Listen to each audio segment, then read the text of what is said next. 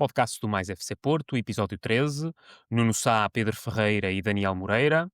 Este é o nosso 13º episódio. Gostaríamos de agradecer a todos os mais portistas que têm mostrado apoio, com os comentários, com as reproduções que têm feito ao longo das semanas, as subscrições dos vários canais e as mensagens que nos têm dirigido são muito importantes para nós e faz-nos continuar esta caminhada. Nesta edição, a análise às locações ao Nottingham Forest e ao Moreirense. Vamos também fazer a revisão da semana das restantes equipas e modalidades, bem como aquilo que se passou hoje, terça-feira, dia em que estamos a gravar, na Assembleia Geral da SAD do Futebol Clube do Porto. Acabaremos o podcast com a antevisão à recepção ao Sporting de Braga e olhamos para a agenda para a próxima semana. Meus caros, boa noite. Dois jogos do futebol profissional masculino que temos para analisar. Em primeira instância, o jogo da Liga Europa frente ao Nottingham Forest, uma deslocação em Inglaterra na passada quinta-feira, e o jogo que ocorreu também em Moreira de Cónegos para o campeonato frente ao Moreirense. Comecemos pelo jogo internacional. Houve uma deslocação tanto a Nottingham, jogo a contar para a Liga Europa. O City Ground teve forte e audível presença portista ao longo dos 90 minutos. Vimos um 11 base, aquilo que se teria de esperar, com talvez a única troca, o Pablo Rosário a aparecer no meio campo por troca com Gabi Veiga. Aí registámos a primeira derrota da temporada na Liga Europa. 2 penaltis ditaram o destino do Futebol Clube do Porto. Nuno, começo por ti. Aquilo, a, a análise ao jogo que, pronto, na minha perspectiva foi um jogo relativamente equilibrado, mas que o Futebol Clube do Porto não conseguiu fazer pender a seu favor. Olá Daniel, olá Pedro, olá também para quem nos ouve. Eu acho que começa um bocadinho por aí. O jogo foi demasiado equilibrado para a diferença que as equipas têm a priori. O Porto é muito superior ao Nottingham Forest, isso não está sequer em questão. O estilo de jogo do Porto é muito superior. Os jogadores do Porto são bastante melhores na generalidade do que os jogadores do Nottingham Forest, mas o jogo não correu bem. Era a Inglaterra. Nós, a semana passada, tínhamos dito que provavelmente esta semana íamos estar a festejar a primeira vitória em terras inglesas e a verdade é que não festejamos. É mesmo. O Pedro usou o termo perfeito a semana passada, é uma malapata. Se calhar vai nos acompanhar a vida toda, pelo menos na nossa geração isso é capaz de acontecer. Se contra o Nottingham Forest, na posição em que está e no momento em que está, nós não conseguimos ser superiores, eu acredito que vai ser muito difícil no futuro nós consigamos uma vitória contra uma equipa inglesa em casa deles e em Inglaterra, porque já ganhamos ao Chelsea em Sevilha, mas acho que é mesmo um problema da Ilha de Sua Majestade. E eu acho que um dos fatores que fez com que o jogo fosse equilibrado foi aquilo que tu salientaste, o Pablo Rosário ter jogado a meio campo e um bocadinho à frente do Varela. Eu acho que sentiu ali a falta de um criativo.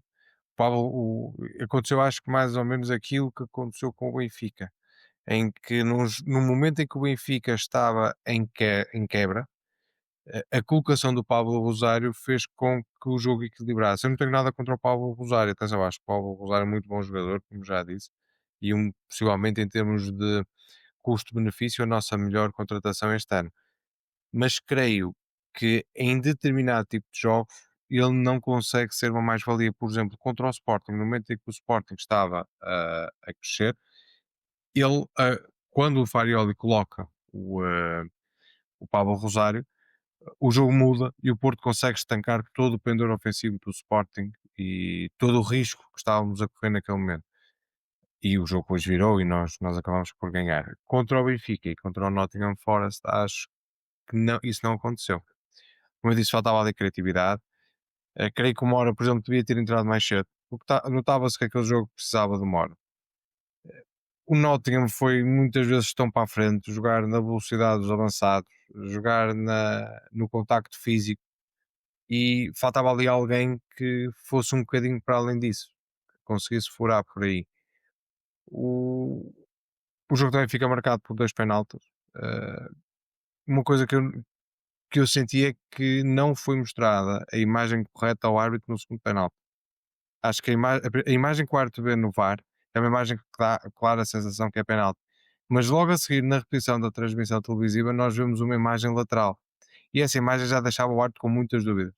E eu tenho pena que essa imagem tenha sido mostrada, porque se calhar o momento de jogo para mim, que foi o segundo penalti, poderia não ter acontecido, e não tendo acontecido, o jogo seria garantidamente diferente. Também foi pena aquele golo, que eu acho que é bem invalidado, não ter sido marcado, porque também era um momento de viragem para o Porto, num jogo em que era claramente o jogo mais difícil que nós tínhamos, nada está perdido, eh, continuamos com todas as possibilidades de passar nos 8 primeiros.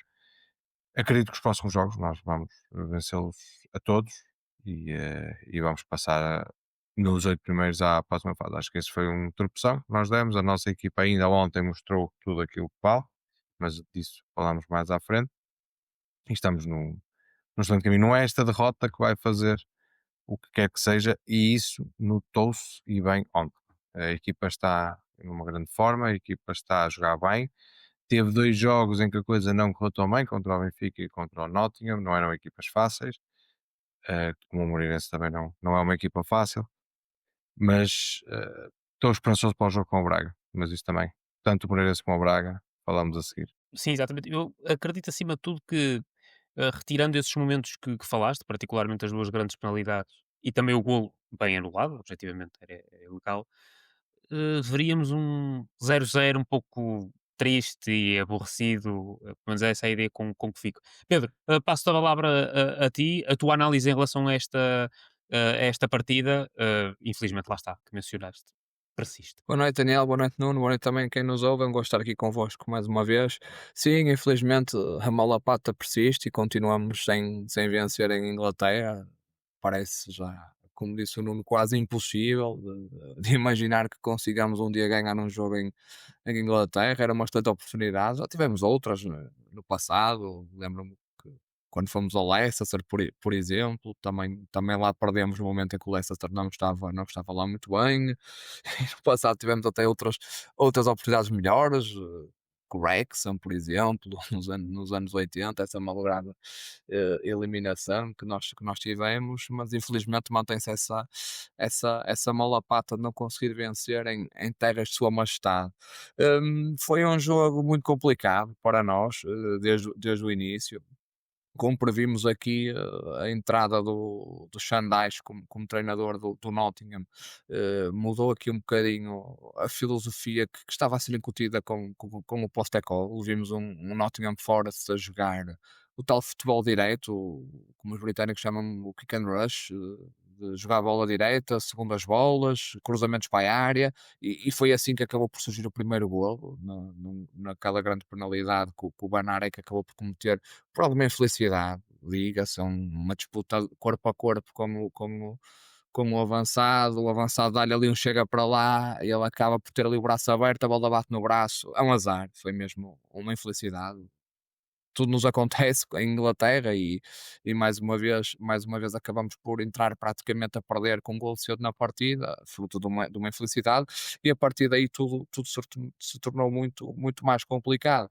Eh, Farioli surpreendeu com a entrada do Pablo Rosário, em detrimento do Gabriel Veiga, não estava à espera que o Porto mantivesse o seu 11 habitual, ou seja, aquele que tem sido a sua base de equipa titular. O Farioli procurou entrar aqui com o Pablo Rosário para dar aqui mais físico, mais corpo na luta no meio campo, percebe-se a ideia, mas na prática as coisas acabaram por não resultar, embora considere que o jogo ficou bastante condicionado por esse golo que sofremos logo ao início da partida. Depois, como disseram, e bem, embora o Nottingham nos tenha dado o jogo, portanto a bola, e também estávamos a perder, e obviamente essa responsabilidade era nossa, nós é que estávamos a perder que atrás do resultado, embora tínhamos tido essa iniciativa, nunca conseguimos ameaçar verdadeiramente a defensiva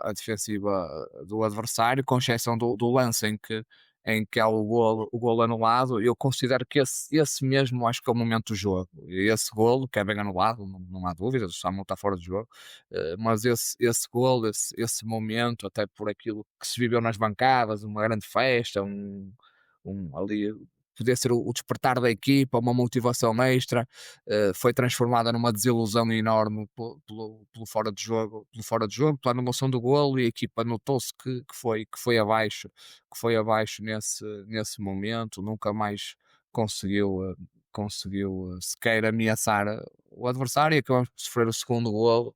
Não, é mais uma grande penalidade. Eu acho que é penalti, sinceramente. Parece-me que o Martim toca no adversário. Acho que é uma imprudência muito grande. E sem querer estar aqui a queimar ninguém, nem a individualizar. Acho que o Martim, nas últimas duas participações na equipa principal, tem uma expulsão e um penalti. Acho que Mas o olha que Martim tem. desculpa, a imagem lateral mostra muita. Deixam com muitas dúvidas. Porque eu não consegui perceber se Parece, foi o Martim que lhe parece tocou que lhe toca. ou é ele que vai ao encontro do Ah, Martim quando ele levanta não, a perna a segunda vez. Não, mas que ele vai ao encontro, vai. Isso ele tenta procurar o contacto. O problema é que o É, Martim levanta a perna. pois é isso. E Se o ele com o Martim, levantar da perna é. É o se o pecado Martim dele. se mantém imóvel, acho que não era penalti, até podia ser cartão amarelo para o jogador do Nottingham. O problema é que o Martim faz aquele movimento com a perna, pronto, e aí é aos olhos do VAR e aqui do slow motion e do zoom, parece-me que é grande penalidade. E acho que o Martim não pode cometer este tipo de erros. O Martim é um jovem da nossa formação, com muito talento, com muito futuro, mas tem que perceber que já está a jogar futebol profissional e que está a jogar no Foco do Porto, que está a jogar para ser campeão, que está a jogar ao mais alto nível. E há certos determinados erros que já não são aceitáveis. E o Martim não pode entrar em Arouca com cartão amarelo e aos 47 minutos ver o segundo amarelo numa falta completamente estúpida a meio campo, e não pode entrar no Nottingham Forest e ao fim de estar 5 ou 10 minutos em campo fazer um penalti daqueles. Lamento dizê-lo, mas acho que tem que ser dito, e acho que o Martim tem que tem que dar mais, tem que ter cabeça, é um jovem, tem 19 anos, mas são erros que se pagam muito caro e que acabaram por comprometer a equipa. No jogo em Arouca, como sabemos, felizmente a equipa reagiu bem e marcou 3 gols com 10, mas contra o Nottingham, embora não tenha sido isso a causa da derrota, e que também que fique claro, não foi o Martinho o culpado por ter perdido a Inglaterra. Obviamente esse lance sentencia, é a nossa sentença de morte para o que restava da partida. Obviamente, era um jogo que era bom ganhar, até pela questão só histórica e simbólica de ganhar a Inglaterra. Não o conseguimos, mas também nada fica comprometido. Estamos com 6 pontos. Ao fim de 3 jornadas, este parece-me, nós também dissemos isso a semana passada, que era o jogo mais difícil que tínhamos nesta fase de Liga da Liga Europa, por tudo, porque estamos a falar de uma equipa da Premier League, estamos a falar de uma equipa que, embora esteja a passar um momento bastante complicado, bastante difícil, nesta semana perdeu novamente contra o Bournemouth na Premier League, está entre os 15 plantéis mais valiosos do mundo neste momento, é o plantel mais valioso da Liga Europa, com grande margem para o segundo classificado. Portanto, é uma equipa com jogadores de qualidade, com jogadores internacionais, o Elliot Anderson da seleção inglesa, o próprio Igor Jesus foi à seleção brasileira, o Gibbs White também esteve na seleção inglesa. Portanto, são jogadores com qualidade. O Zinchenko, que acabou por ser lesionado, é um jogador que se falou que o Porto estava interessado, um jogador da seleção ucraniana que joga no Manchester City, jogou no Arsenal, é um grande jogador. Portanto, o Nottingham tem individualidades muito, muito fortes, e portanto este era o jogo mais complicado da fase Liga. Passando este jogo, estamos com 6 pontos em 3 jogos, falta-nos agora 5 jogos para o final desta fase, e acho que estamos em condições plenas de conseguir vencer os jogos que faltam e acabar esta fase nos oito primeiros lugares. Chamo também a atenção para o facto de que relativamente àquilo que são os jogos que nos restam, a maior parte das equipas com quem vamos jogar, com exceção do Vitória Pilsen, está em muitas dificuldades na Liga Europa. Portanto, estamos a falar de equipas com 0 pontos ainda, e existe uma equipa que tem 1 ponto, e agora não me recordo em concreto qual delas qual delas é, mas sei que o Trek tem 0 pontos, o Glasgow Rangers tem 0 pontos, penso que o próprio Malmo também tem 0 pontos, ou penso que o Malmo tem 1 ponto e o Nice é que tem 0, salvo erro, agora não tenho a certeza. Mas, portanto, estamos a falar de equipas que estão em dificuldades, que provavelmente vão estar condenadas à eliminação e, portanto, o Porto tem a obrigação, e mais que a obrigação, de, de fazer o seu papel e seguir em prova e conseguir esse apuramento nos oito primeiros. E acho que esperemos que no fim dos 8 jogos esta derrota em nada belisca aquilo que são as nossas aspirações na Liga Europa. De facto, quer o Rangers, quer o Utrecht, quer o Nice, 0 pontos. Pois, é o Muitas Malmo tem um, dificuldades, não é? sabe? Exatamente, Malmo tem um É isso. ponto, Eu estava na dúvida entre o Malmo e o Nice, sim. O Vitória Pilsen é que está bem. o Vitória, exatamente, o Vitória Pilsen está neste momento com 7 pontos, 2 Sim, vitórias e um empate. Mas lá está, ou seja, muitas dificuldades para algumas equipas e, portanto, nós também vamos ter de defrontá-las. Por exemplo, o Rangers também no campeonato da Escócia sim, também está de não está rastros. muito bem. Já mudou o Já, treinador, pronto, exatamente, também não está o muito Vassal bem. Martin já foi embora, assim, Portanto, está para em sexto lugar no campeonato. exatamente, nesse sentido, há algumas equipas aqui com dificuldades e que nós teremos que aproveitar essas Sim. situações para continuar a somar A pontos. questão do Malmo, Eh, eu nem sei quando o Malmo cá jogar, não sei se eles já não vão estar, se o campeonato já não acabou, que eu acho que o campeonato da Suécia está prestes a terminar. É uma É, possibilidade, é uma possibilidade para, Não, nessa não altura sei é em para capaz. concreto, mas analisar. existe essa possibilidade também. Ou pelo menos já está em Sim, final de campeonato, isso é garantido. Sim, sim, sim. Pronto, temos o Trek, que é o próximo jogo. Agora. exatamente, depois do Sporting Braga, para a semana Pe- também Penso que analisaremos mais voltou em a perder pormenor para o esta. campeonato este fim de semana também, né? Eredivisie. ehm, Também está com bastantes Exatamente, frente dificuldades. ao AZ Alkmaar. Sim, temos que ir lá ganhar. E acho que é de facto uma boa oportunidade para ir à Holanda, conseguir 3 pontos e reforçar aquilo que é a nossa candidatura aos 8 primeiros lugares. Por agora, pelo menos em Inglaterra, são 3 empates e 21 derrotas. Ahm, Vindo deste jogo em Inglaterra, a equipa treinou até em Inglaterra na sexta-feira, antes de fazer a viagem para Portugal, algo que também já tinha acontecido anteriormente na primeira jornada da Liga Europa.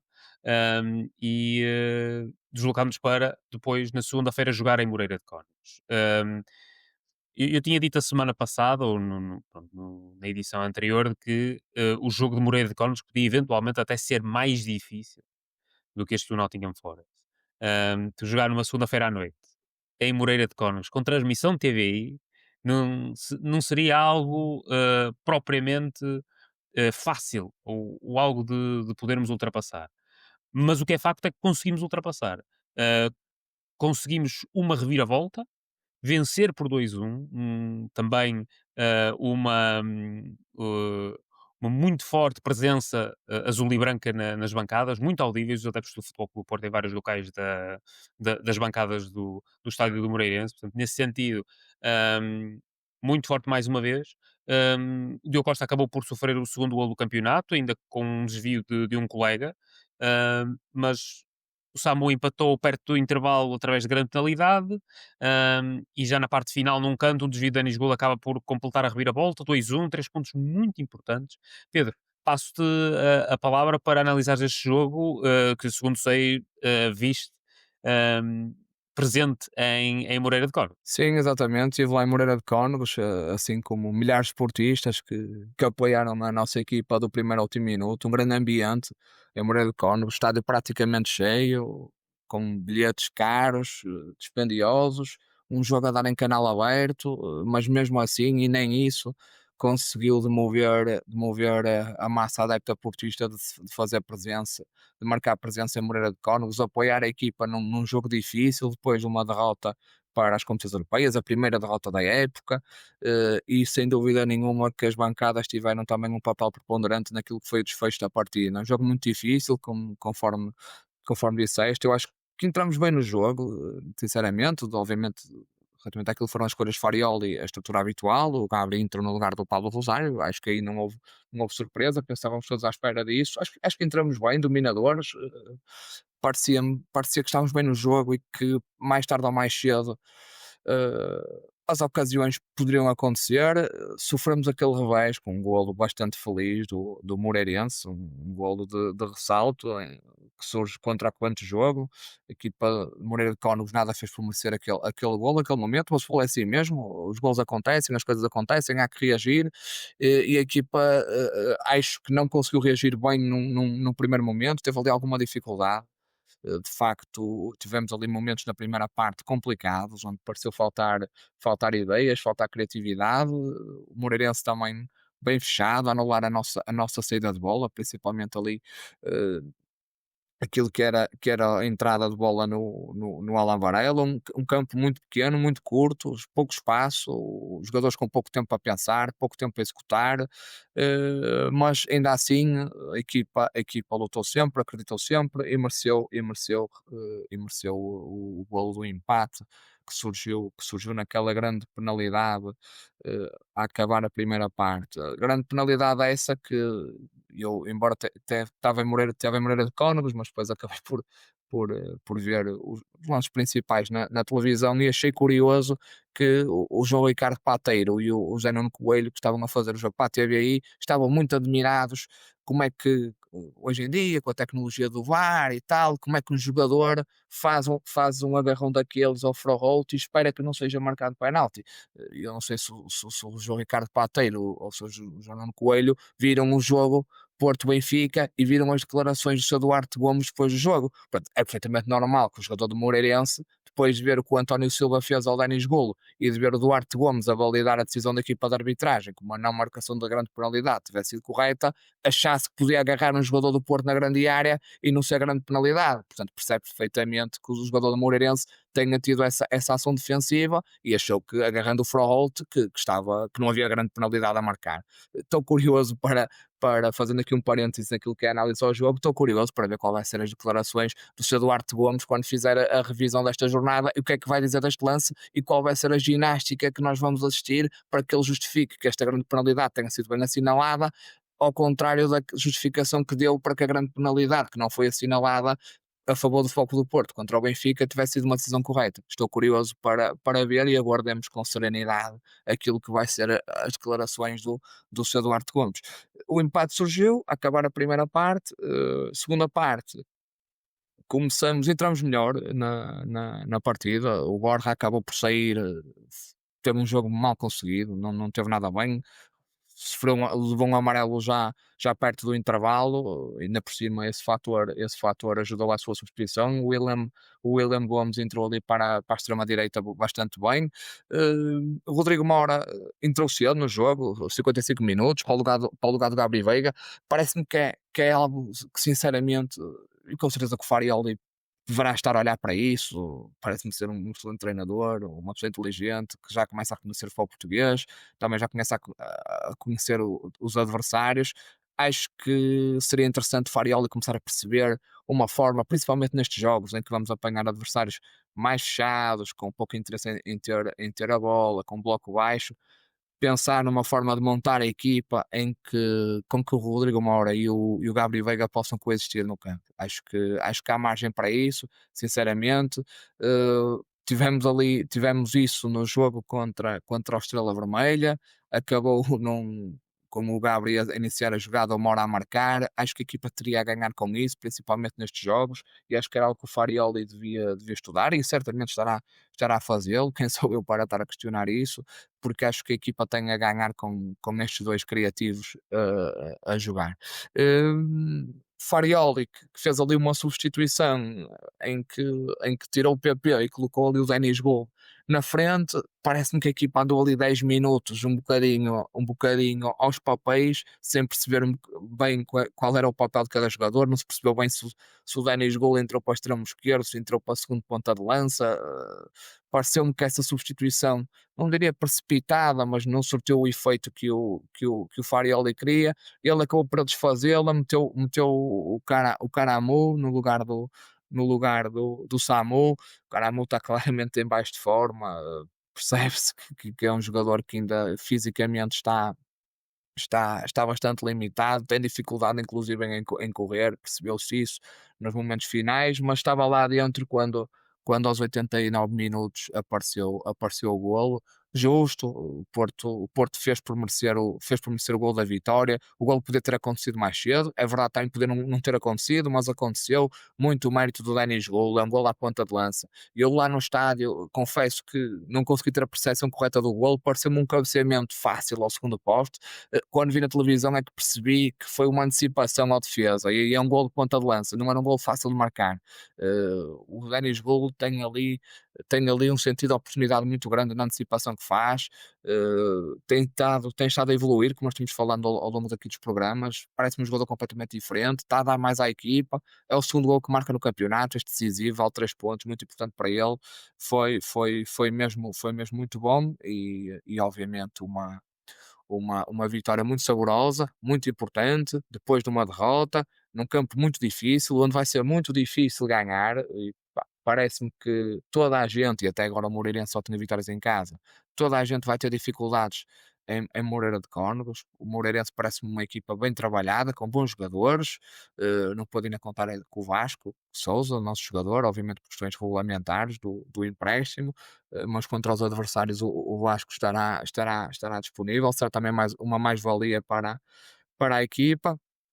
Uma vitória boa. Deixar uma nota final muito breve para a arbitragem do Sr. João Gonçalves, que é a segunda vez que aparece a arbitrar o Futebol do Porto esta época. A primeira vez tinha sido no estado de Alvalade, como todos nos recordamos. Eh, Mais uma arbitragem que não deixa saudades, sem critério, sem coerência, cartões amarelos para mostrar. O Francisco Moura quase ficava sem a camisola, não houve cartão amarelo, falta de critério nas faltas. Bem, o Sr. João Gonçalves não me parece que tenha muito jeito para a arbitragem, sinceramente. É a análise que faço. Para uma coisa ele tem jeito, que é dar cartões amarelos ao Samu, quando o Samu festeja golos de Futebol do Porto quando está no banco.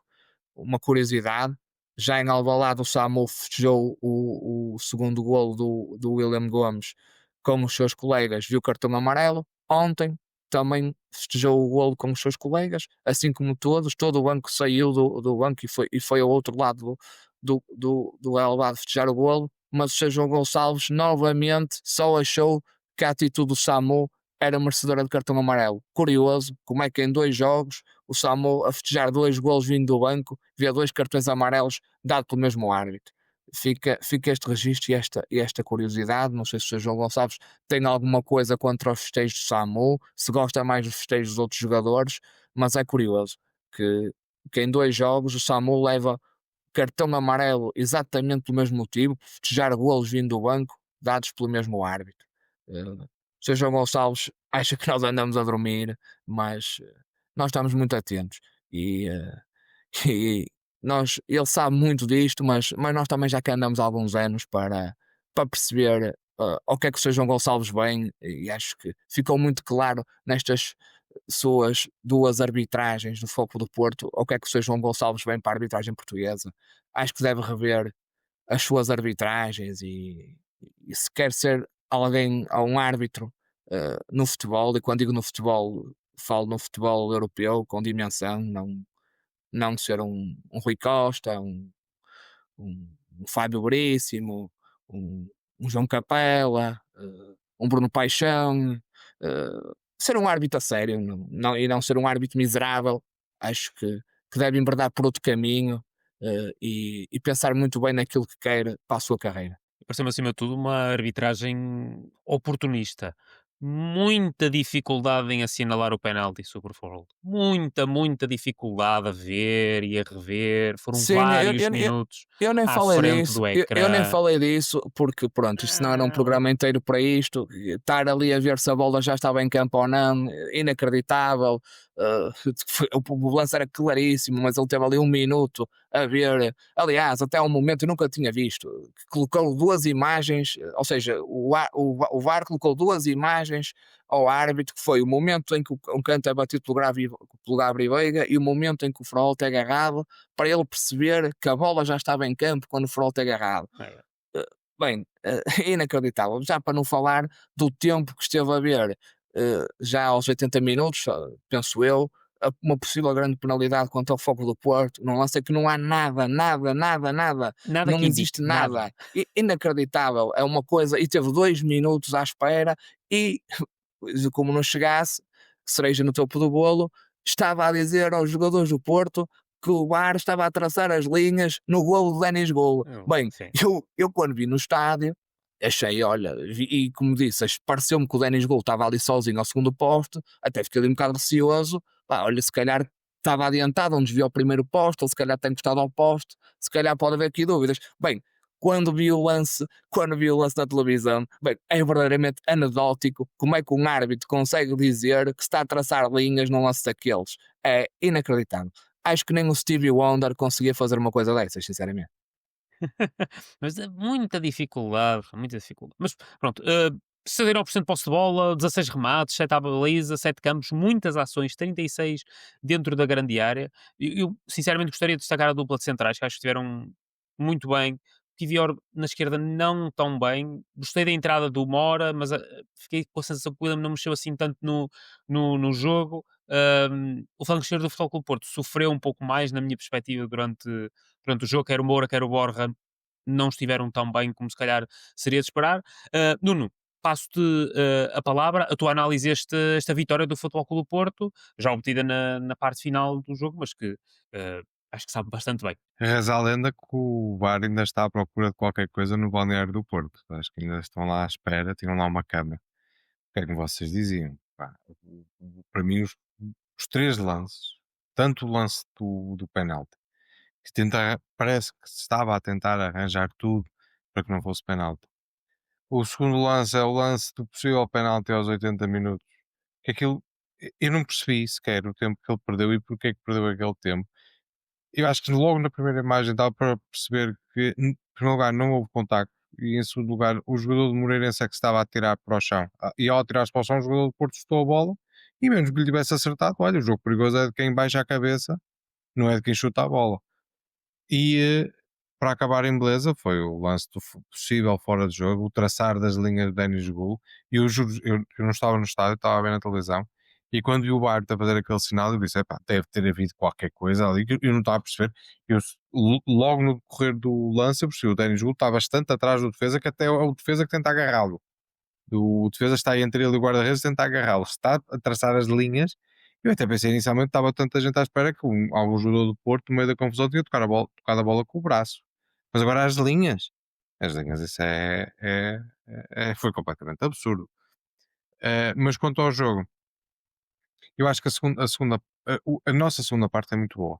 É uma segunda parte de garra. É uma segunda parte de uma equipa que perde a Inglaterra. Muito provavelmente este Porto, se não fosse tão forte mentalmente, tinha perdido pontos em Breyer de Cónigo, mas a verdade é que foi muito forte e só isso fez com que a equipa conseguisse ganhar.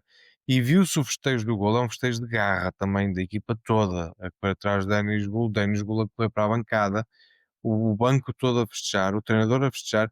E eu estava a ver o jogo e estava a sentir, nós ainda vamos marcar porque eu acreditava nos jogadores, os jogadores não paravam. Há ali uma fase da segunda parte que eu estava até aos 80 minutos, que eu estava cansado de ver a equipa jogar. A equipa lutava e aparecia um rolo sempre em cima deles, sempre em cima deles. E eu disse: "Epá, é muito injusto se esta equipa não ganhar este jogo." Eh, Como eu disse, tinha havido uma viagem difícil, um jogo complicado.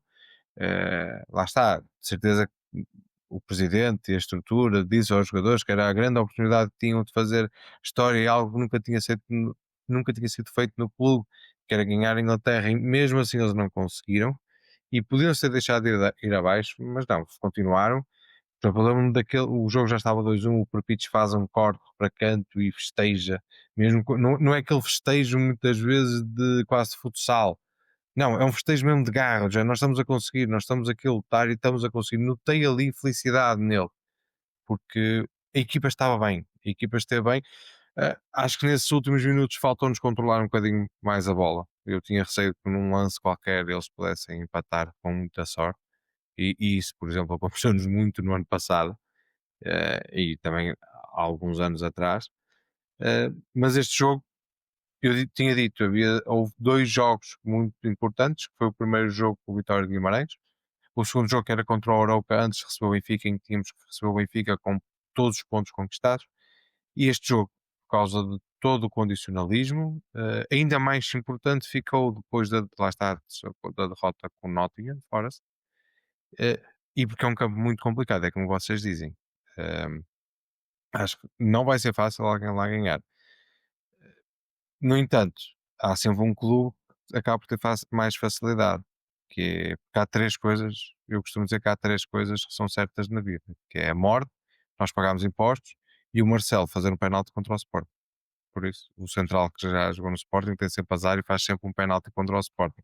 Ou tem um azar qualquer contra o Sporting. Por isso, eu acho que o clube que vai passar em Moreira de Cónegos vai ser o Sporting. Coincidências da vida. Uhum. Um, o plantel agora tem 2 dias de descanso, apenas regressa ao trabalho na quinta-feira para preparar o jogo frente ao Sporting de Braga. Mas vamos saltar para as modalidades, um fim de semana com muito Futebol Clube do Porto. No sábado, primeiro o handball, jogo para o campeonato frente ao Águas Santas, uma vitória por 35-32. Destaco aqui uma frase do Magnus Andersson, o nosso treinador, acredita que é possível jogar melhor handball, ou seja, ficou satisfeito com o resultado, melhor, com a vitória, mas o resultado e a forma como jogamos não o satisfez por completo. No basquetebol, a primeira jornada do Grupo B da Taça Hugo Santos, o Futebol Clube do Porto recebeu o Sporting, acabou por perder, 88-108. Passam os três primeiros à fase seguinte, e portanto de 6 equipas, portanto ainda estamos numa primeira fase, sendo que chegou-nos uma informação que nos carece ainda de confirmação oficial, mas terá havido já uma mexida no Futebol Clube do Porto.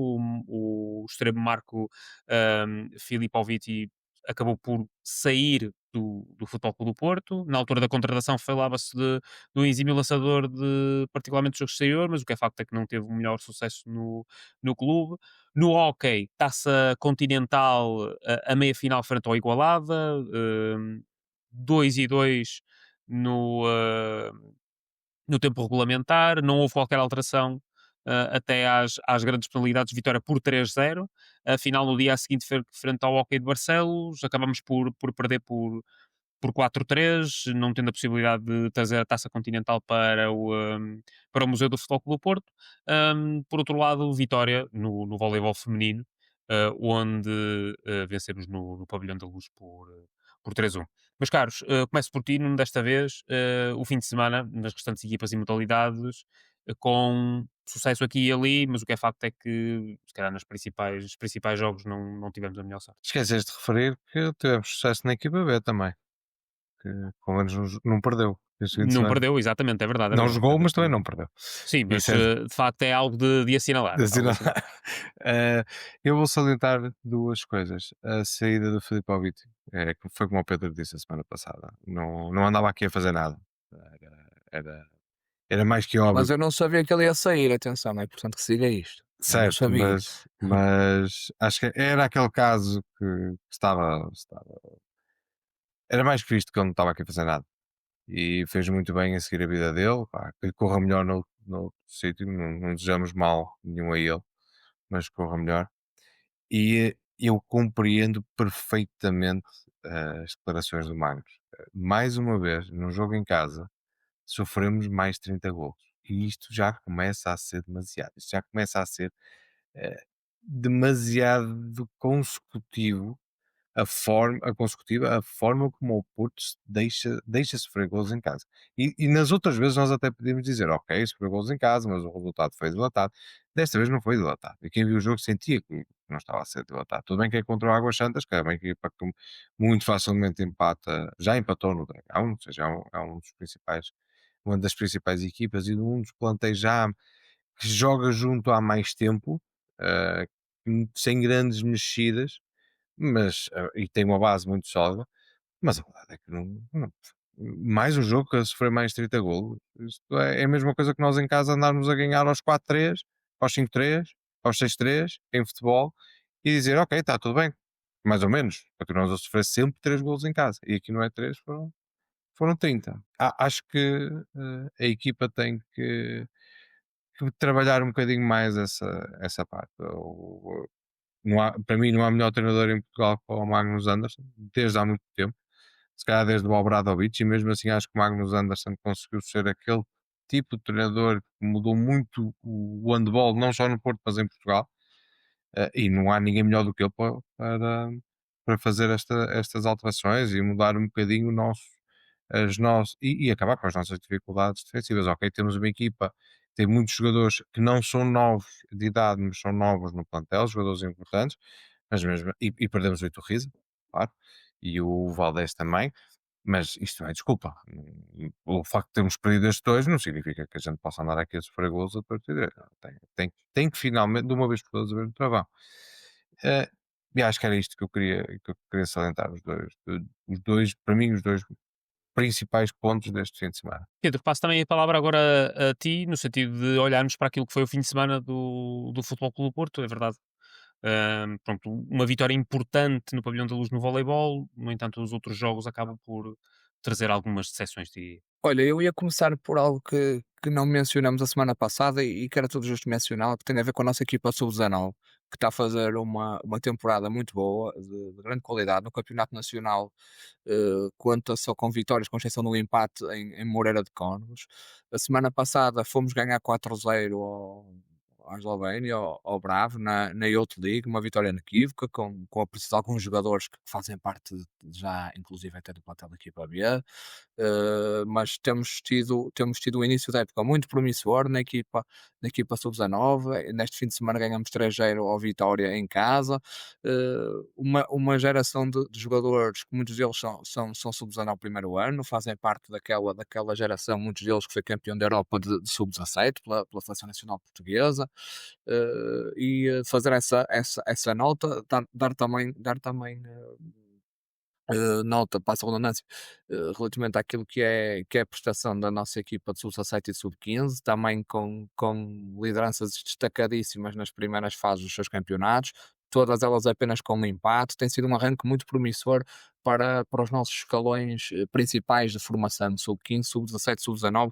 Queria fazer essa menção que me parece todo justa. Relativamente àquilo que foi o fim de semana das modalidades, começaria pelo voleibol, também penso que é merecido, grande vitória no Pavilhão da Luz, 3-1, uma vitória que até podia ter sido 3-0, ali o segundo set teve parte de ser conquistada, acabou por fugir ali na morte súbita, podemos 26-24, mas uma vitória clara, fomos claramente superiores. São boas indicações aquelas que estamos a dar no início da temporada. Obviamente que há que não embandeirar em arco, até porque o nosso adversário vinha ou está a meio de uma eliminatória de apuramento para a Liga dos Campeões. Parece-me que também fez ali alguma rotação da equipa. Esta é uma primeira fase, nada se decide. Portanto, embora a vitória seja toda positiva de salientar, acho que é importante também não tirarmos conclusões precipitadas. Acho que é importante continuar a trabalhar. Parece-me que temos um plantel bem mais completo e com maior qualidade do que aquilo que vimos o ano passado, mas muita calma, até porque o mercado está aberto durante bastante tempo, até fevereiro, penso eu. Podem haver mexidas, os adversários podem se reforçar, mas salientar essa vitória no Pavilhão da Luz. Passando para o handball, também com uma vitória, acho que o Nuno disse tudo. Foi um jogo. O Nuno, e quem diz o Nuno, o Magnus também, acho que era uma análise correta ao jogo. Não foi um jogo muito conseguido dentro daquilo que é a realidade do nosso campeonato. O Águas Santas é provavelmente a equipa mais perigosa, e que num dia em que o Porto esteja menos bem, pode surpreender. E acho que não teve parte de o fazer neste sábado, mas acho que se exige um bocadinho mais à nossa equipa. Acho que a equipa tem vindo num caminho evolutivo, tem feito jogos positivos, embora tenha a questão da defesa, que o Nuno tem salientado e bem, de sofrer pelo menos sempre 30 gols em casa. Isso é um facto, e este jogo confirmou a regra. 32 gols sofridos é algo que obviamente a equipa tem que corrigir, mas acho que tem sido um caminho evolutivo. Este jogo parece-me que foi aqui um jogo um bocadinho pior da nossa equipa, mas a vitória materializou-se. Continuamos na luta pelo nosso principal objetivo. parece-me, e estou em crer que o campeonato será decidido se não houver surpresas, e creio que dificilmente isso irá acontecer nos jogos com os nossos principais rivais, quer nesta primeira fase, quer depois na segunda fase com metade dos pontos. Acho que vai ser nos clássicos Porto Sporting, Sporting Porto, Porto Benfica, Benfica Porto, que o campeonato se vai decidir, porque parece-me muito difícil, olhando para aquilo que é o nosso campeonato, que algum dos candidatos vá perder pontos com outras equipas, e portanto nesses momentos temos que estar no nosso melhor, sabendo claramente que nesta modalidade partimos um passo atrás, claramente, mas esperemos que no sprint final possamos chegar à meta em primeiro lugar. Relativamente ao Hockey Patinhos, mais um título perdido, infelizmente, um título internacional, a Supertaça Continental, jogada em Barcelos, numa Final Four. eh, Eliminamos o Igualada nas grandes penalidades, depois de um empate a 2. Um jogo que nós dominamos, podemos ter ganho no tempo regulamentar, não conseguimos. Merecemos ter ganho. O guarda-redes do Igualada fez uma grande exibição. Nos penaltis fomos arrasadores, 3-0, três golos contra nenhum sofrido. Passamos à final contra a equipa da casa, contra o Hockey de Barcelos, campeão europeu, uma equipa que já derrotamos esta época na primeira jornada do campeonato no Dragão Arena, mas infelizmente não conseguimos levar a melhor. Perdemos, parece-me que perdemos bem. O Barcelos acho que foi superior. Marcamos primeiro até num gol do Edu Lamas, mas não podemos sofrer o empate na jogada a seguir da forma como sofremos. Não pode acontecer. Num jogo deste, uma final, está um título em disputa, jogo difícil, que já sabemos que ia ser um jogo amarrado, um jogo complicado, um jogo. Lá está. Eh, Como também temos vindo a falar, típico do hockey patins atual entre as melhores equipas, decidido por um golo, por uma bola parada, por um penaltis, prolongamentos. Não podemos nos colocar em vantagem e na jogada a seguir sofrer um golo com um passo atrás da baliza, em que o Mali está completamente colado a um lado, a um poste, e a bola entra pelo outro, e o jogador, o Carlitos, ex-nosso jogador, remata completamente sozinho. Não podemos. Pronto, aconteceu, empatamos. A 5 segundos do fim, sofremos da primeira parte, sofremos o 2-1, vamos para o intervalo a perder. Entramos na segunda parte a sofrer o 3-1, gol do Kylian Gil, também outro nosso ex-jogador da formação, filho de um ex-jogador nosso, que todos conhecem, que hoje em dia é diretor do Sport, filho do Pedro Gil, também jogador que jogou na nossa formação, a fazer-nos o 3-1. Conseguimos reduzir através de uma grande penalidade, mas depois, embora tenhamos tentado muito e tentado de todas as formas, não conseguimos empatar, e depois o Barcelos acabou por fazer o gol já no último minuto e ainda acabamos por reduzir outra vez, mas o jogo estava perdido. Mais uma taça que fica pelo caminho, é pena. Olhar agora para os principais objetivos da temporada e tentar ganhar já amanhã no Pavilhão da Luz, num jogo muito complicado para o Campeonato Nacional contra o Benfica. Vamos ver a resposta que a equipa dará. Sabemos que vai ser um jogo complicado, mas esperemos que a equipa possa dar a melhor resposta e que possamos sair da Luz com uma vitória, e com 3 pontos no campeonato, onde já levamos um atraso fruto da derrota que aconteceu em Turquia. Deixei o basquete para o último, porque estamos a jogar neste momento. Eu estava aqui a ver se comentava aqui uma vitória. Parece-me seguro, acho que não vou cometer nenhuma gafe. Faltou um minuto, estamos a ganhar por 9, temos bola. Acho que vamos ganhar ao Rostock em casa. Uma vitória importante para a equipa de basquetebol. A equipa de basquetebol atravessa um momento muito complicado, como temos vindo a falar, fruto daquilo que me pareceram uma, uma programação, um planeamento errado daquilo que é o plantel, que já começa a ter consequências com a saída do Filipovic, como falaste no início, Daniel. A crescer a isto, muitas lesões, muitos problemas físicos, jogadores que já começaram a época lesionados, como o Gonçalo Delgado, que regressou hoje à competição, como o Tanner Omlid, o Miguel Queiroz lesionou-se entretanto, com gravidade, o Taupen, jogador francês, internacional francês, uma bolsa na primeira jornada. eh, uma carrada de problemas físicos que tem agravado os problemas que já me pareciam existir na equipa. Parece uma equipa mal montada. Falta um jogador número 1, falta também um jogador número 4 que possa entrar na equipa, em uma posição que ficou enfraquecida, fruto também daquilo que foi agora a lesão do Miguel Queiroz. perdemos contra o Sporting em casa de forma inequívoca, 20 pontos, um jogo que para uma competição que é a Taça dos Santos, que é a Taça da Liga, passam 3, não é um jogo decisivo, o Fernando Sá disse isso e bem, obviamente queremos sempre ganhar todos os jogos e ainda para mais contra o Sporting em casa, obviamente, mas fruto daquilo que é a realidade da equipa era muito difícil, o próprio jogo ainda tornou as coisas mais complicadas. O Davis teve problemas de faltas muito cedo e isso complicou a nossa vida, mas não era um jogo todo decisivo, é uma competição onde temos margem de erro e podemos recuperar. E estou em crer que chegaremos à fase final em condições de poder discutir o título. Hoje acabou de terminar, conseguimos ganhar uma excelente vitória ao Rostock, que em teoria, e até agora tinha 2 jogos, 2 vitórias, parece-me a equipa mais complicada do nosso grupo da FIBA Europe Cup. Grande resposta da equipa, que hoje, ainda por cima, não pôde contar com o Jalen Riley, que também não jogou hoje. O base norte-americano não esteve disponível, mais uma baixa, mas a equipa deu uma enorme resposta. Eu fui vendo o jogo, fui acompanhando a partida aos bocadinhos, vou aqui espreitando também enquanto estamos aqui a conversar. Grande resposta de alguns jogadores que entraram na partida e que acabaram por ter mais minutos que aquilo que é habitual. Destacaria aqui o Vlad Boyd, que fez 18 pontos hoje, uma grande partida. O Miguel Maria, que eu vi a meio do quarto período, ia com 2 assistências, que é espetacular. Portanto, são números consideráveis. Vitória importante, que seja aqui um alento e uma motivação para este grupo de trabalho, para este plantel, para esta equipa. Vais embora, obviamente isto não nos deve desfocar daquilo que me parece o essencial e conforme falamos da semana passada, que é analisar aquilo que é o plantel e fazer aqui alguns ajustes. A saída do Filipoviti dá a entender que vamos por esse caminho.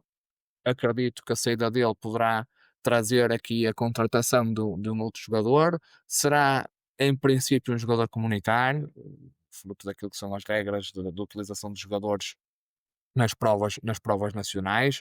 Portanto, podemos utilizar 6 jogadores estrangeiros, desde que 2 sejam comunitários.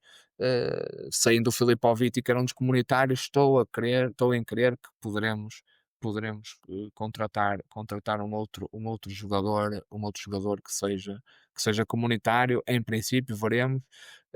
Mas acho que deve ser colocado tudo em cima da mesa, sinceramente, porque acho que o planeamento desta equipa não foi o melhor. Ainda vamos a tempo de corrigir, a época é longa, nada está perdido, nenhuma competição está perdida.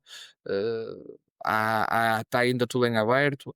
Que esta vitória seja também um tónico para o que falta da época e que possa motivar toda a gente a melhorar daqui para a frente. Sim, dois períodos neste jogo contra o Rostock, 2 períodos equilibrados, conseguimos desequilibrar no terceiro período. 24 pontos para o Davis, 24 pontos também para o Jonathan Dunn. Como falaste, o Miguel fez 14 assistências, portanto, Fantástico. o Vladislav também 11 ressaltos, portanto, números positivos para alguns jogadores. Jogaram apenas 7 jogadores. Não deixa de ser interessante de perceber que as escolhas do treinador do Futebol Clube Porto para o basquetebol acabam por ser relativamente limitadas, Sim, não havia não rola mais. muito. Tínhamos os eh, miúdos só no banco, o Iago Carreira e o Santiago Silva, e que Santiago pronto, Silva, são 2 exatamente. jovens, muito jovens, que para um jogo destes parecendo muito prematuro a sua utilização. Era quem o Fernando tinha ao seu dispor hoje. Sim, E é naturalmente, uma grande faz com, vitória. com aquilo que tem. Uma vitória Uma muito equipa, positiva uma para. equipa da Liga Alemã, parece-me ser a melhor equipa do grupo. Excelente mesmo. Agora temos, portanto, 3 pontos. Que dizem ainda 3 pontos, parece-me que não está atualizado, mas Temos de 2 facto, vitórias. exatamente, são Ganhamos, 2 vitórias e uma ganhamos em derrota. casa aos Antwerp Giants e ao Rostock e perdemos fora contra a equipa da Estónia. Contra o Tartu, Sim, que ainda falta jogar com o Antuérpia para fechar esta primeira sim. volta, digamos, Jogam digamos amanhã. assim. Portanto, é possível que existam 3 equipas na frente, apenas para uma posição de qualificação. Mas, caros, vamos só olhar muito rapidamente para a Assembleia Geral da SAD do Futebol Clube do Porto. Os acionistas da SAD reuniram-se hoje, terça-feira, durante a manhã, no Estádio do Dragão. Houve vários pontos em discussão, uma ordem de trabalhos com 6 pontos, portanto, bastante grande. Destaque naturalmente para o relatório anual integrado do Futebol do Porto, com as contas da SAD. Destes pontos, todos foram aprovados por unanimidade. Esteve presente 75% da estrutura acionista da SAD. Portanto, os acionistas aprovaram o relatório anual por unanimidade, aprovaram também o destino, ou seja, a aplicação dos resultados de 24 e 25 para os resultados transitados, portanto, sem distribuição, como seria de esperar. Houve também um voto de louvor à administração. Houve também hum, a análise ao Código das Sociedades Comerciais, nomeadamente ao seu artigo 35, quando fala da perda de parte, ou neste caso até de metade do valor do capital social. Não houve nenhuma alteração nem nenhuma recomendação à SAD do Futebol Clube do Porto para mudar a sua estratégia. Houve a nomeação do Roque para a próxima temporada e a manutenção da política de remuneração dos órgãos de administração do Futebol Clube do Porto. Destaco aqui uma afirmação do José Pereira da Costa, que esta unanimidade dos votantes reflete a avaliação positiva que os acionistas fizeram deste último exercício e menciona que foram estes resultados que nos permitiram o forte investimento feito na equipa principal de futebol nesta última janela de verão e também nos tem permitido cumprir 100% dos critérios de sustentabilidade financeira da UEFA. Portanto, aqui um ponto positivo também de irmos mantendo hum, eh, digamos, a confiança e as regras da UEFA, que naturalmente já nos deram aliás, é mais que uma ocasião, uma multa. Nuno, não sei, aqui um minuto para falarmos sobre este assunto, se quiseres referenciar aqui algo de específico desta Assembleia Geral. Claro que depois os sócios mais à frente irão ser convocados para a Assembleia Geral do clube, onde também se irão discutir partes destes temas. Acho que esta Assembleia da SAD é sempre uma formalidade, porque na realidade a análise ao documento nós já tínhamos feito há umas semanas atrás e não há muito a acrescentar. Acaba por ser uma validação daquilo que foi discutido, resultados muito positivos. De salientar também o voto de louvor que foi proposto e foi aceito e e foi lavrado também. Eh, eu acho que aqui uma frase que tem que ficar, e que é uma frase muito importante, e vimos muito isso este fim de semana, que é o futebol português precisa mesmo disto, precisa objetivamente de um Porto que seja não só muito competitivo, mas que seja também um Porto muito sustentável. E isso nós já tínhamos falado antes, mas falou-se muito do Porto indiretamente neste fim de semana. E na coragem que os adeptos tiveram em, em fazer uma alteração da estrutura diretiva num clube que na realidade é mesmo democrático. Ao contrário do que falam nos recordes, até um canal de televisão que falou em recordes de democracia, mas na realidade um clube democrático é aquele clube em que todas as pessoas são tratadas de igual forma e não que são tratadas de forma diferente em função da idade ou do valor que já imputaram a uma sociedade. Não, as pessoas são tratadas de igual forma porque todas elas pagam o mesmo número de cotas e têm todos o mesmo direito. E, e falou-se muito disso na coragem que os adeptos de Porto tiveram, e está aqui à vista. Houve uma alteração de ciclo, houve uma alteração também de mentalidade e tornou-nos numa equipa muito mais rigorosa em termos desportivos. O ano passado as coisas não correram tão bem, mas também não estavam lançadas as bases como estão este ano. Houve uma recuperação financeira, houve uma diminuição da nossa exposição à dívida, houve uma diminuição dos nossos custos operacionais, houve um aumento substancial das receitas e isso fez com que nós conseguíssemos fazer um investimento e termos uma equipa de futebol, porque a SAD é sobre o futebol, temos uma equipa de futebol muito capaz e muito competitiva e será uma equipa que no futuro nos vai trazer lucros que vão compensar esse investimento de forma direta com transferências e de forma indireta com os resultados desportivos que advém depois dos resultados financeiros. Sim, exatamente. Ou seja, para já estas estruturas a tentar de ser montadas, esperemos que até ao final do mandato seja possível colocar uma estrutura ainda mais sólida para garantir o futuro do Futebol Clube do Porto a longo prazo. Pedro, a tua visão em relação pronto, às decisões que foram feitas na Assembleia Geral, o Nuno mencionou aí bem que havia aqui um certo formalismo a ser cumprido, normalmente não existe grandes novidades em relação a estas Assembleias Gerais, mas claro, depois os sócios terão também de dizer e também terão a oportunidade de falar sobre alguns destes temas também, nomeadamente. Sim, como disse o Nuno, e bem, tratou-se de um formalismo, claramente uma Assembleia Geral da SAD, onde a estrutura acionista dá um voto de confiança à administração, com a aprovação das contas por unanimidade, e assim como todas as propostas que foram feitas para a administração foram aprovadas por unanimidade, portanto parece-me claro que houve aqui um voto de confiança por parte da estrutura acionista, teve 75% da estrutura presente nesta Assembleia, e portanto acho que a confiança na administração da SAD sai reforçada após esta Assembleia Geral. Pronto, ficamos agora naturalmente a aguardar aquilo que é a Assembleia Geral do clube, essa sim com a participação dos associados do Foco do Porto, é sempre um momento, para além daquilo que é a votação das contas relativas ao clube da época 24-25, também um momento em que os sócios do Foco do Porto poderão usar da palavra, poderão intervir, poderão participar, dar as suas ideias, dar o seu ponto de vista. É sempre um momento de democracia, um momento de portismo, e aguardamos por esse dia, que há de estar breve. A Assembleia penso que, que será marcada dentro em breve, e aí obviamente poderão ser abordados todos aqueles assuntos da nossa vida, da vida do Foco do Porto, daquilo que é a realidade do clube, não só do futebol profissional, como também, obviamente, aquilo que são as contas, que são as modalidades, que é a relação com os sócios, a bilhética, todo o tipo de temas que vão ser abordados nesse fórum. Esperemos que seja uma assembleia participada, tem sido essa a última tendência, desde aquela assembleia de má memória. A tendência tem sido para uma participação cada vez maior nas Assembleias Gerais do Foco do Porto. Acho que é pena que, que isso não fosse sempre dessa forma, mas o que lá está atrás, lá está atrás.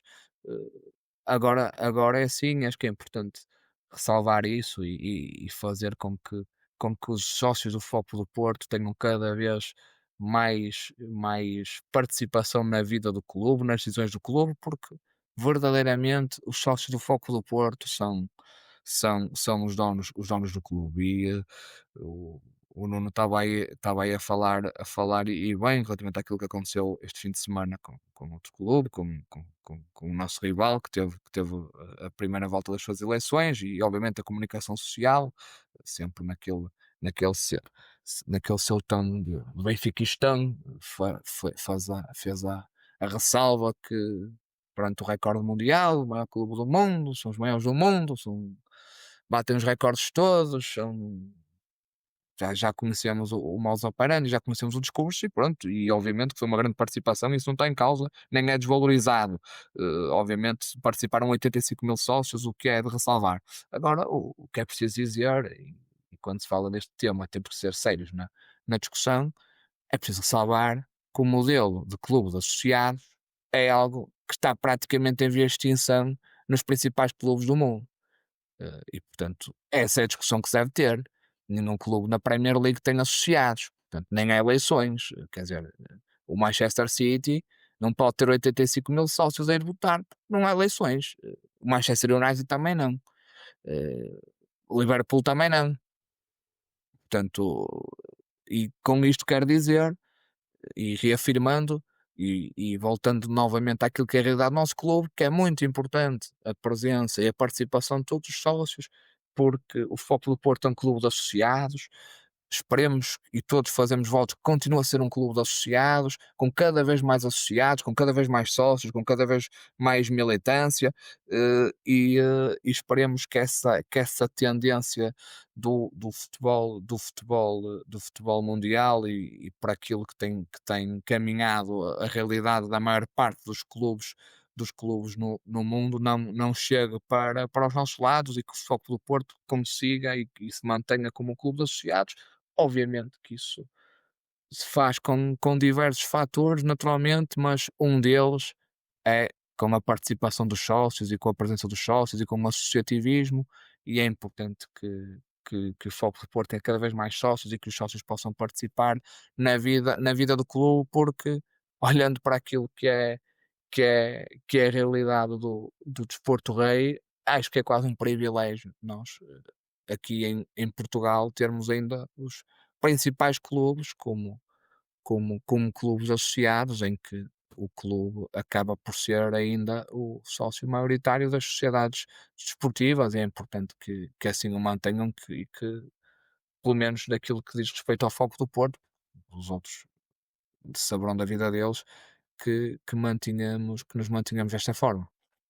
Sim, exatamente. Uma diferença muito substancial na estrutura dos clubes, quando olhamos para Portugal e para outros países. Penso que será muito difícil continuar, mas espero que seja possível durante largos anos permanecer o clube dos Claro. sócios para os sócios. Claro, Isso para mim isto é parece-me. algo, pronto, obviamente que é algo que nós sabemos que, infelizmente, já é quase uma raridade, por isso, obviamente, que a tendência é que isso aconteça nas eleições do clube que foi eleições este fim de semana, que isso aconteça, sem mais uma vez menorizar aquilo que é a participação, que foi grande, nós sabemos que, e principalmente no país em que estamos, em que damos um pontapé numa pedra e aparecem 4 ou 5 benfiquistas, eles são muitos e, portanto, mobilizaram-se, mas quando E se cada falamos um em tiver maior. 70 votos, são 200 ou Quan 250 votos. Sim. Quando falamos em sim, nem vou discutir, isso, que pronto, isso é uma coisa, bem, inenarrável, mas enfim, eles lá saberão. Mas quando se fala em maior clube do mundo, bem, é preciso ser sério nas análises. Sim, exatamente. Epá, pronto, são formas de eles se auto-vangloriar, e isso acima de tudo fica para eles. Acho que nós temos de fazer o nosso caminho e por isso é que neste momento estamos na frente do campeonato. Ahm, e neste momento eles passam por algumas dificuldades, pelo menos na tabela classificativa, algo que provavelmente também influenciou um bocadinho os resultados eleitorais. Mas, Carlos, vamos antever o Sporting de Braga, regresso ao Estádio do Dragão, no próximo domingo às 20h30. O adversário soma 13 pontos no Campeonato Português, 3 vitórias, 4 empates, 2 derrotas, ocupa o sétimo lugar. Vem de 2 vitórias, depois de uma série difícil, jogos consecutivos sem ganhar para o Campeonato Nacional, até vem de 2 vitórias, uma frente ao Estrela Vermelha, outra frente ao Casa Pia, os últimos 2 jogos certamente importantes para avivar um bocadinho o Sporting Braga, mas o que é facto é que agora vai defrontar o Futebol Clube do Porto, tem um jogo a meio da semana para a Taça da Liga, recepção ao Santa Clara. Também soubemos da equipa de arbitragem que vai estar no Estádio do Dragão, com o Fábio Veríssimo a liderar a equipa de arbitragem e Tiago Martins no VAR. Pedro, passo primeiro para ti a palavra, aquilo que achas que pode ser o jogo frente ao Sporting de Braga. Neste momento não temos indicações de nenhuma limitação de algum jogador e, portanto, continuamos com 2 lesionados, mas será difícil ainda antever. Quer ser, claro, uma vitória. Exatamente, esperamos que nada se altere, e se alterar que seja positivo, não me parece. Acho que o Luke de Jong ainda vai estar mais um tempo fora e o Neon Pérez está arrumado para a época. Um jogo difícil, o Braga está num bom momento, vem aqui de uma série muito positiva, com, com vitórias na Europa, com uma boa exibição em Alvalade, com um empate, encostou o Sporting às cordas na segunda parte, que não é nada fácil, principalmente em sua casa. O Carlos Vicente teve algumas dificuldades no início da época, ali naquilo que foi a formulação da equipa, do 11 inicial, teve ali algumas experiências, também tinha margem para isso, teve ali um- umas eliminatórias da Liga Europa contra equipas acessíveis, ou contra uma equipa de Gibraltar, inclusive, e outra equipa da Bulgária, portanto, muito acessíveis, teve margem para isso, teve margem para experiências, conseguiu passar esse primeiro momento até de forma positiva, depois acabou por ter aqui um período difícil, com maus resultados, que fez com que o Braga se afastasse já significativamente do topo da classificação. Quando digo topo, estamos a falar dos os primeiros 3 lugares, está a 6 pontos do quarto lugar. Estou em crer que com o andar da carruagem e com o desenrolar do campeonato, parece-me que o Braga vai com naturalidade ocupar essa posição, porque me parece ser a quarta melhor equipa do campeonato. Agora é sempre um adversário muito difícil e cada vez mais nestes jogos, nestes confrontos com os grandes, cria problemas. Já longe vai os tempos daquelas goleadas que todos nos recordamos, principalmente quando o treinador do Palmeiras era o treinador, era o treinador do Braga, em que o Braga ia ao Estádio da Luz ser goleado. O Braga cada vez mais é competitivo nestes jogos e não é só contra o Porto, é contra todos. O ano passado ganhou na Luz, inclusive. Na última jornada do campeonato empatou em Braga com o Benfica, foi empatar ao Balada este ano. A nós também nos faz sempre a vida negra, portanto vai ser um jogo complicado, mas esperamos e estamos convictos que com o estádio cheio, mais uma vez, a nossa equipa possa vencer este jogo. É um jogo muito importante, é um jogo capital naquilo que é a nossa caminhada para o título.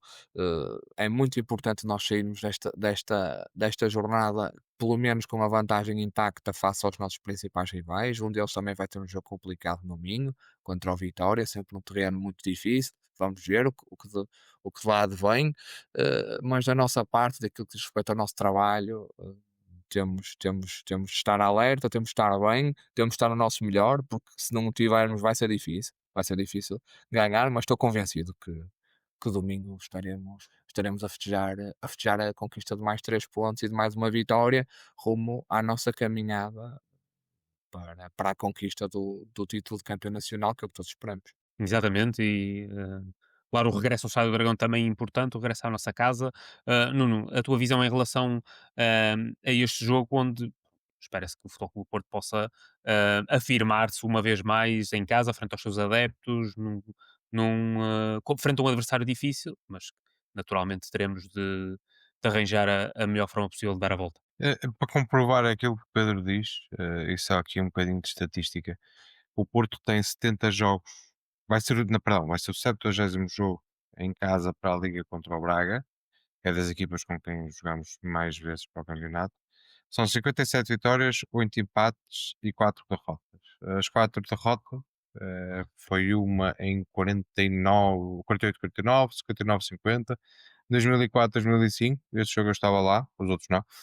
Este estava, e lembro-me perfeitamente que foi quando fiz uma cruz a um jogador do Porto, que era o Seitaridis.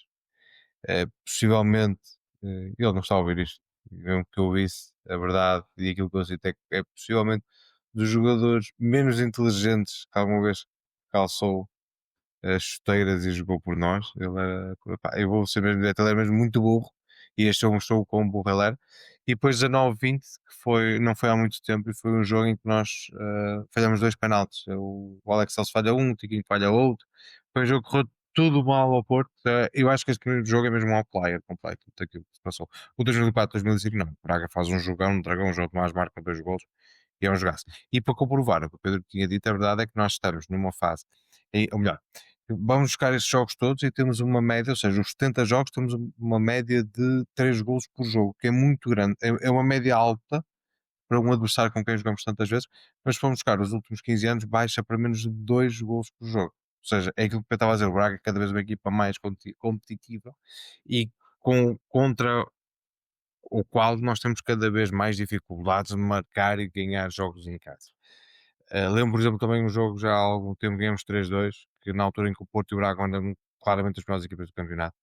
Eu acho, não sei se é no ano do Vilas Boas, se é no ano, é 3-2, se é no ano a seguir, em que o Lima marca É 2 gols. 2010, 2011. É das medalhas que o Lima marca 2 Gol do gols. Varela, de pé esquerdo.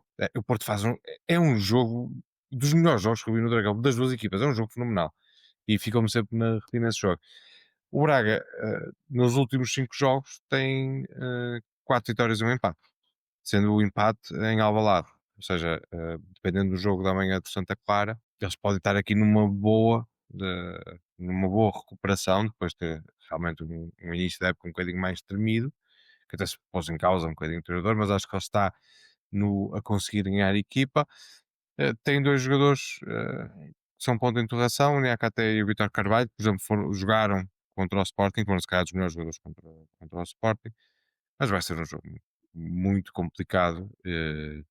Vai ser mais complicado quando formos a Braga, claramente, com o apoio dos nossos sócios e adeptos. E num dia bom, não é uma segunda-feira, é um domingo à noite. Eh, Prevejo que o estádio esteja cheio e será com certeza mais uma vitória para nós conseguirmos.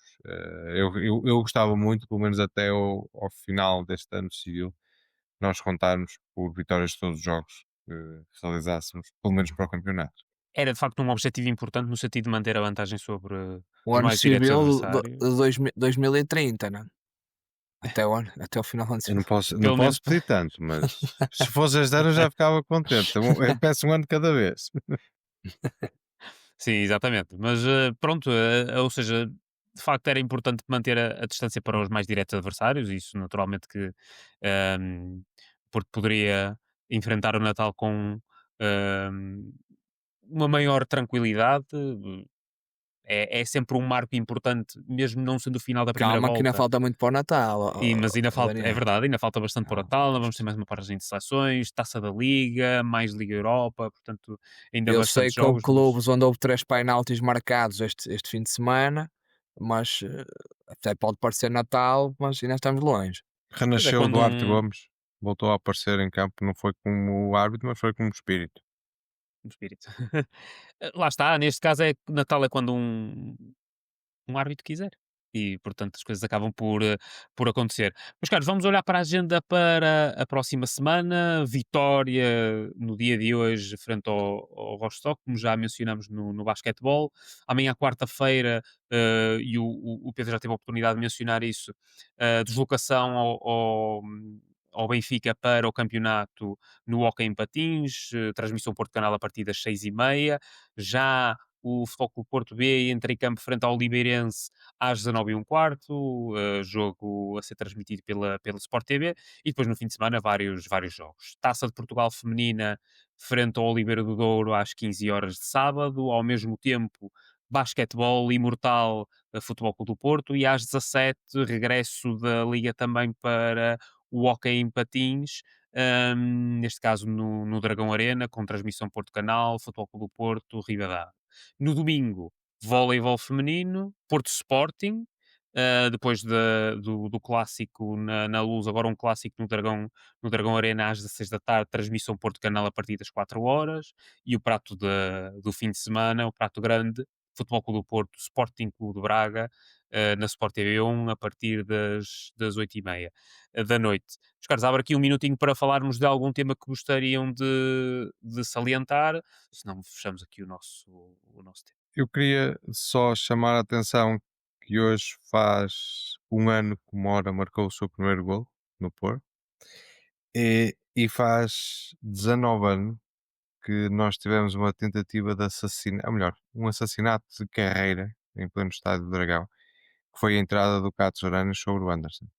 Faz hoje, exatamente, foi no dia 28 de outubro também, de 2006, em que o Anderson está a fazer, ele e o Quaresma estão a partir tudo em casa contra o Benfica. Aquele jogo ia ser um festival e o Cato Suranes partiu por ónio ao Anderson, que ele até diz numa entrevista passada uns anos que sentiu o osso a estalar quando ele lhe acertou. E muito provavelmente foi isso que fez com que a carreira do Anderson não fosse ao nível daquilo que ele merecia e do talento que ele tinha. Eh, Quem se lembra desses tempos recorda-se perfeitamente deste jogo. É aquele jogo em que o Quaresma faz aquele golão do lado esquerdo em que deitou o Nelson no chão e faz aquele remate em ar. Mas eu acho que ficou mesmo com. E que o Bruno Acho, Moraes marca aos 92, aos 92, de um ganhámos o jogo aos lançamento, ali 92. a bola salta de um lado para o outro e o Um estádio, lançamento os pedras fugível. caem todos em cima do Bruno Moraes quando isso acontece. O Benfica, lembrar, o Benfica no ano anterior tinha ganho 2-1 no Dragão, com gols muito semelhantes àqueles que marcou e fez o 2-2 nesse jogo em que o Cato Ramos partiu o Coronel Anderson. Eu lembro perfeitamente, foram gols muito parecidos. E eram treinadores diferentes. Num ano era Sim, é. o Quadriense, outro ano era o João de Ferreira. E É. queria também agradecer aos benfiquistas por terem dada a vitória na primeira volta ao Rui Costa, e queria também dar um agradecimento especial ao Noronha Lopes por manter o circo mais 15 dias. E nós eventualmente teremos que decidir se fazemos um endorsement a algum dos dois candidatos na segunda volta. Infelizmente, o candidato Manteigas acabou por ficar pelo caminho. Eventualmente, o podcast Mais Porto poderá recomendar o voto a algum Mas dos esteve quase a candidatos da segunda ganhar, não esteve? Foi por 20 votos, não foi? Eu não sei bem que aquilo são tantos votos, mas foi quase, ele quase ganhava, não é? Lá está, eu não sei se é 2 de Não 10 ou sei. se 1 de 20 Ele dava a vitória, não sei muito bem como no é que Twitter funciona ele isso. ganhou. Ai, E Então não ganhou. sei se ele também está na eu segunda volta por causa disso. No Twitter acabei ele Não ganhou sei. tudo. por não, por Não não, sei, por pá. não acompanhar, porque são eleições que demoram muito tempo. Não sei se já acabaram de contar os votos todos ou não. Felizmente acabaram a tempo de conseguirmos ir lá ganhar em voleibol e arrumaram as mesas e as urnas e os papéis antes das nossas meninas conseguirem ir lá dar 3 ao pavilhão da luz e ganhar elas sim por maioria absoluta. Ora, cá está. Fica a dica. Para o mote que será mais um clássico no voleibol feminino. Meus caros, chegamos ao fim do nosso tempo, fechamos assim o episódio número 13 do podcast Mais Porto. Muito obrigado ao Nuno, ao Pedro, por partilharem a sua visão aqui nesta edição, e também à equipa do Mais FC Porto, que nos dá enorme apoio neste projeto. E um agradecimento muito, muito especial aos mais portistas que nos ouvem, que comentam, que subscrevem aos nossos canais. Isso faz a diferença e faz dar força para que o nosso projeto continue. O espaço, de facto, é vosso, também é feito por portistas e para os portistas. Portanto, deixem os vossos comentários, as vossas sugestões, para que possamos perceber que nos estão a ouvir. Voltamos em breve com mais conversa, mais temas e, claro, mais FC Porto. Seguimos juntos. Até já. Um abraço, boa noite. Um abraço.